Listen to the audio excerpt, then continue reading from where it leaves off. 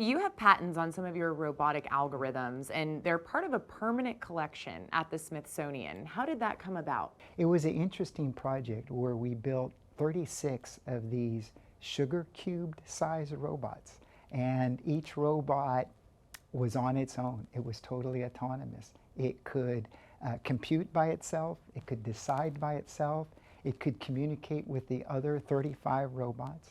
And the algorithms that we developed were to make them, or enable them rather, to cooperate and solve a problem that one on its own would not be able to solve. And so it was very innovative work. And I got to see those robots at the Smithsonian behind the scenes. They're in a cabinet because my daughter interned at the Smithsonian, 25 years later. What should people expect when hypersonic testing begins at RELIS? What we are building out there is called the Ballistic Aero Optics and Materials Range, the BAM. Yep. This will be the largest facility of its type in the country. So it will be able to test projectiles achieving hypersonic speeds, so Mach 5 or greater. It will also be able to conduct tests in directed energy, high energy laser directed systems. And thirdly, it will be able to test impacts of high energy projectiles upon materials to see how they behave.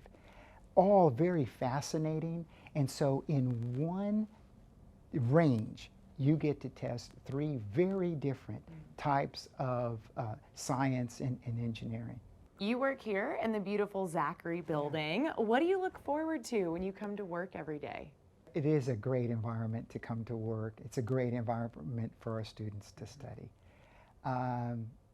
I look at each day, I prepare the night before, I do my homework, and I look at each day, and I look forward to getting that day's job done. I look forward to working with a really strong team. And I try to take time out of each day to walk the hallway just to see the students. I think it's why we are here. If I didn't want to be here with students, I'd still be at a national lab. And there are some people who are afraid that Texas A&M is growing too much and that it might dilute the degree, the education. What is your message to those people? There is no dilution in what our students are receiving. There is no hesitation for industry and labs to come here and recruit our students. I look at it as it's an opportunity. We are providing more opportunity to more students than ever before, and I'm excited about that. Thank you so much for joining us today. You can watch an extended version of this interview on our website.